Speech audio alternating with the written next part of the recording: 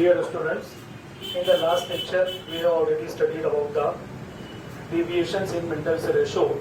Out of 4 deviation according to our syllabus, we have completed 2 deviation, that is incomplete deviation, incomplete dominance और दूसरा जो है यहाँ पर co-dominance. दोनों के अंदर changes that are observed in phenotypic ratio. जो phenotypic ratio physical appearance of the living organism, उसके अंदर जो है यहाँ पर चेंजेस पाए जाते हैं. Now we will start about the third deviation which is called as multiple. What is the meaning of multiple allele? If more than 2 alternative form of a gene, if more than 2 alternative form of a gene present on the same locus, एक space पर, एक locus के ऊपर अगर more than 2 alternative form of a genes are present, that condition is called as multiple allele. इसको जो multiple allele कहेंगे. According to Mendel, एक जीन है उसके पास जो है 2 एलील प्रेजेंट होते हैं, लेकिन अगर यहाँ पर कुछ कंडीशन ऐसी है, कुछ लिविंग ऑर्गेनिज्म ऐसे हैं जिनके अंदर जो है more than 2 alternative form of a genes are present, 2 से ज्यादा एलील अगर वहां पर प्रेजेंट होते हैं तो that is called as multiple allele. Multiple allele की जो बेस्ट एग्जांपल यहाँ पर होती है वो यहाँ पर रहेगा wings of drosophila. Drosophila that is a type of flies और इसको कहा जाता है यहाँ पर that is called as fruit fly कहा जाएगा. ये ऐसे फ्लाइज होते हैं, मक्खियां होती हैं जो फ्रूट्स के ऊपर से पाए जाते हैं and they suck the food material from the fruits. तो इसके जो विंग्स होते हैं इसके अंदर बहुत सारे option, different types of wings are present and all the wings that are showing specific alleles. तो यहाँ पर एक स्पेस के ऊपर, एक लोकस के ऊपर more than 2 alternative form of a genes are present, तो that is the best example of multiple allele. इसको जो है कहा जाएगा. फॉर एग्जांपल यहाँ पर हम देखते हैं इनके अंदर जो है यहाँ पर नॉर्मल विंग्स भी प्रेजेंट होते हैं और नॉर्मल विंग्स के लिए जो अल्फाबेट इस्तेमाल होता है वीजी, और नॉर्मल विंग अगर रहेंगे तो विंग्स के ऊपर वीजी के ऊपर प्लस का जो है यहाँ पर सिंबल लगाया जाएगा, that is stands for the normal. इसी तरीके से यहाँ पर जो है ड्रोसोफिला के ऊपर निक्ड विंग्स यहाँ पर जो प्रेजेंट होते हैं और निक्ड विंग्स रहेगा तो एनआई के ऊपर यहाँ पर जो वीजी के पास है एनआई यहाँ पर लिख दिया जाएगा. निक्ड विंग्स यहाँ पर प्रेजेंट होते हैं. इसी तरीके से यहाँ पर देखा जाता है नॉच्ड विंग्स भी यहाँ पर पाए जाएंगे. तो वीजी के ऊपर यहाँ पर एक और लगा रहेगा. ये नेक्स्ट टाइप ऑफ विंग्स यहाँ पर जो प्रेजेंट होते हैं. उसके अलावा यहाँ पर स्ट्रैप विंग्स है. स्ट्रैप विंग्स अगर रहेगा तो क्या रहेगा यहाँ पर सिंबल वीजी के ऊपर जो यहाँ पर स्टी लगा हुआ रहेगा. और एक टाइप के विंग्स यहाँ पर ऐसे होते हैं which is called as vestigial wings के नाम से इसको जो यहाँ पर पहचाना जाएगा. और वीजी के ऊपर नो सिंबल, एक्चुअल वो 0 सिंबल है लेकिन वहां पर उसको डिनोट नहीं करना है. तो विंग्स है, एक पर्टिकुलर लोकस है, एक पर्टिकुलर प्लेस है, उसके ऊपर प्लस भी है, एनआई भी है, एनओ भी है, एसटी भी है, 0 भी है. More than 2 alternative form of a gene यहाँ पर प्रेजेंट है. तो that is the best example of multiple allele. उसको जो यहाँ पर मल्टीपल एलील के अंदर हम यहाँ पर शामिल करेंगे. तो यहाँ पर ऐसा कोई फैक्टर, ऐसा कोई यहाँ पर देखा जाएगा तो यहाँ पर जो रिलेशन मेंडल से नहीं है. एक नया यहाँ पर जो एक्सेप्शनल केस हमारे सामने आता है जो विंग्स ऑफ ड्रोसोफिला के अंदर ये चीज जो यहाँ पर पाई जाती है. तो इसका आप स्क्रीनशॉट ले लेना है. उसके बाद हम आगे बढ़ते हैं. लास्ट डेविएशन हमें यहाँ पर देखना है. लास्ट डेविएशन यहाँ पर जो है that is called as pleiotropy. यहाँ पर मेंडल का जो रेशो बताया गया है वो रेशो यहाँ पर जो चेंज हो जाएगा. फोर्थ यहाँ पर जो रहेगा that is called as pleiotropy. Pleiotropy यहाँ पर जो रहेगा इसका जो मतलब होता है उसका मतलब होता है if one gene that control one or more character, if one gene that control one or more character, that condition is called as pleiotropy. इस कंडीशन को हम कहेंगे that is called as pleiotropy. और इसकी जो बेस्ट एग्जांपल यहाँ पर जो ऑब्जर्वेशन करने में आएगा वो रहेगा यहाँ पर सिकल सेल एनीमिया. ह्यूमन के अंदर यहाँ पर ये डिसीज है एनीमिया, एनीमिक डिसीज जो कहा जाता है. इसके अंदर there is a deficiency of haemoglobin. RBC कम हो जाते हैं. डेफिशिएंसी ऑफ हीमोग्लोबिन, आरबीसी कम है, जाहिर सी बात है वहां पर जो हीमोग्लोबिन भी कम हो जाएंगे. तो ऐसी जो डिसीज होती है उसको कहा जाता है anaemia and such patients are called as anaemic patient कहा जाएगा. अब इसके अंदर सबसे सीवियर कंडीशन जो यहाँ पर मौजूद होती है वो है सिकल सेल. सिकल सेल क्या है? अगर हम यहाँ पर देखते हैं ये आरबीसी है, you are very well known that RBC that is non-nucleated, कोई न्यूक्लियस यहाँ पर प्रेजेंट नहीं होता है, न्यूक्लियस के बदले यहाँ पर आयरन कंटेनिंग कंपाउंड यहाँ पर प्रेजेंट होता है, and that iron containing compound that is called as haemoglobin. Haemoglobin जब एनीमिक कंडीशन पाई जाती है तो ये हीमोग्लोबिन कम होने लगते हैं, कम होते होते वो सिकल शेप में आ जाते हैं। सिकल का मतलब था घास काटने के जो एपरेटस होता है, दराती जिसको हम कहते हैं, वैसे आ जाता था। अब यहाँ पर आपको पता है haemoglobin that are responsible for और that show affinity with oxygen. अब इतना हीमोग्लोबिन ऑक्सीजन नॉर्मल कंडीशन में एब्सॉर्ब करता था, अब वो कम होते होते यहाँ पर हो गया है, यानी बॉडी का जो ऑक्सीजन का डिमांड रहेगा ये सिकल सेल उसको कंपेंसेट नहीं कर पाएगा, कंपेंसेट यहाँ पर नहीं कर पाएगा, बॉडी के अंदर ऑक्सीजन की कमी पाई जाएगी, और ये कंडीशन जो है यहाँ पर देखते इसी को सिकल सेल कहा जाएगा।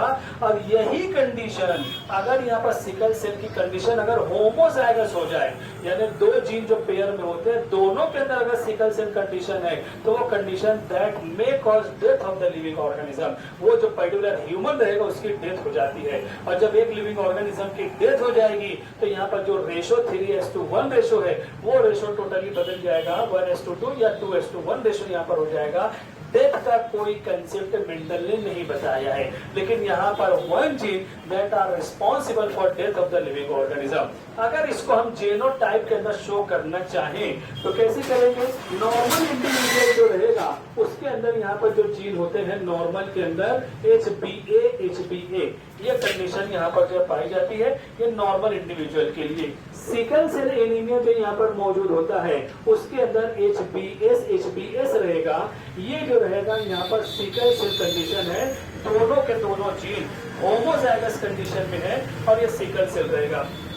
जब ये कंडीशन ये सिचुएशन यहाँ पर पाई जाती है तो ऐसी सूरत में that may cause death of the living organism, और ऐसे जो जीन होते हैं such type of genes are called as lethal gene. ये जो जीन यहाँ पर रहेंगे HbS that may cause death of the living organism, वो इंसान मर जाएगा, खत्म हो जाएगा। तो जो डेथ का कॉज यहाँ पर बनते हैं such type of genes are called as lethal gene, उसको जो यहाँ पर कहा जाएगा। और मेंडल का जो रेशो है 3:1 ratio that have been changed as a 1:2 ratio यहाँ पर हो जाएगा। अब इसके अंदर एक कंडीशन पाई जाती है, ये सिचुएशन भी हो सकती है कोई ऐसा इंडिविजुअल रहे जिसके अंदर हेट्रोजाइगस कंडीशन हो, वन जीन फ्रॉम नॉर्मल ए वाला रहेगा और सेकंड सिकल सेल रहेगा। अगर यही हेट्रोजाइगस कंडीशन प्लांट्स के अंदर होती है तो we can say that that is called as hybrid condition. लेकिन ह्यूमन के अंदर और एनिमल के अंदर यहाँ पर हाइब्रिड कंडीशन यहाँ पर नहीं यूज करते हैं, बल्कि खास तौर से ह्यूमन के अंदर उसको जो कैरियर कहा जाएगा। अब ये कैरियर कैसे रहेगा? That looks normally but in the next generation that may cause the sickle cell anaemia. ये जो अगली जनरेशन के अंदर एनीमिया फैला सकता है, लेकिन फिलहाल वो दिखाई देने में यहाँ पर जो नॉर्मल रहेगा, क्योंकि ए जो है यहाँ पर ये डोमिनेंट जीन है और ए जो है यहाँ पर रिसेसिव जीन है। मेंडल का लॉ ऑफ डोमिनेंस यहाँ पर फॉलो होता है। Dominant gene that express itself, recessive gene is present but that are present in suppressed form. तो ये इतना जो है यहाँ पर ये बैकग्राउंड यहाँ पर होता है। अगर उसको क्रॉसिंग करके हम देखते हैं, अगर दो कैरियर का कॉम्बिनेशन यहाँ पर किया जाएगा, one carrier that are crossed with second carrier, इनके दरमियान अगर क्रॉसिंग की जाती है तो ये रेशो हमारे सामने आता है और वी कैन फुलफिल द पीलियोट्रोपी। पीलियोट्रोपी को हम यहाँ पर जो फुलफिल कर सकते हैं। अब देखो यहाँ पर ये जीनोटाइप है, आपको बताया गया है जो हमारी स्टेप्स होती है। हेट्रोजाइगस कंडीशन है, लॉ ऑफ सेग्रीगेशन यहाँ पर जो अप्लाई होगा तो two different types of gametes that are producing, one is HbA and second is HbS।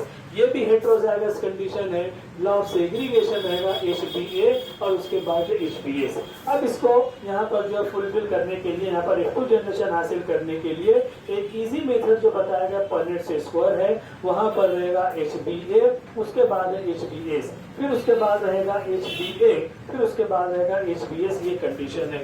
अब यहाँ पर हम देखते हैं फर्टिलाइजेशन का प्रोसेस होगा, फिर HbA ये ऐसा इंडिविजुअल रहेगा जो नॉर्मल हो सकता है, आपके सामने यहाँ पर नॉर्मल रहेगा HbA HbS। उसके बाद यहाँ पर रहेगा HbA और दूसरा रहेगा HbS। इन दोनों का अगर कॉम्बिनेशन होता है ये ऐसा इंडिविजुअल रहेगा जो कैरियर कहलाएगा। नॉर्मली दिखाई देने नॉर्मल के जैसे रहेगा, but in the next generation that में स्पिरिट, जैसे ये कैरियर है अगली जनरेशन के अंदर स्पिरिट करेंगे, ये भी स्पिरिट कर सकता है। फिर उसके बाद इन दोनों का अगर कॉम्बिनेशन होता है HbA HbS रहेगा, ये भी कैरियर यहाँ पर रहेगा। लेकिन फोर्थ स्टेप अगर बाय चांस ये कंडीशन अगर पाई जाती है HbS HbS, तो यहाँ पर ये लेथल हो जाएगा, लेथल जीन रहेगा, and that may cause death of the living organism. ये जो बच्चा पैदा होगा ये मर जाएगा, थोड़ा 2-4 सांस आएगा उसके बाद ये बच्चा मर जाएगा, क्योंकि वहां पर इतना कम हीमोग्लोबिन है दैट कैन नॉट रेस्पायर, तो वो सांस लेने नहीं पाएगा और यहाँ पर जो उस बच्चे की जो डेथ हो जाएगी। तो यहाँ पर एक केस ऐसा है जो नॉर्मल है और 2 केसेस यहाँ पर ऐसे हैं जो कैरियर है। तो मेंडल का जो 3:1 रेशो था that have been changed as a 1:2 ratio. इस तरीके से ये चेंज हो जाता है। तो pleiotropy that is also one of the deviation in Mendel's ratio. तो यहाँ पर मेंडल के जो भी यहाँ पर क्रॉसेस थे, ये 4 किस्म के डेविएशन तो बहुत है, लेकिन हमारे सिलेबस के अंदर ये 4 किस्म के डेविएशन है।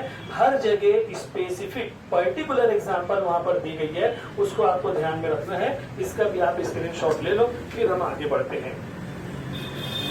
ठीक, अब यहाँ तक जो चैप्टर हमने देखा है वो मेंडल से रिलेटेड है, डेविएशन के ताल्लुक से हमने देखा है।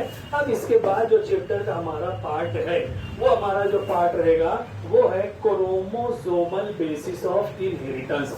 अगला जो पार्ट है क्रोमोसोमल बेसिस ऑफ इनहेरिटेंस, ये पार्ट हमें देखना है। मेंडल को कहा जाता है फादर ऑफ जेनेटिक्स।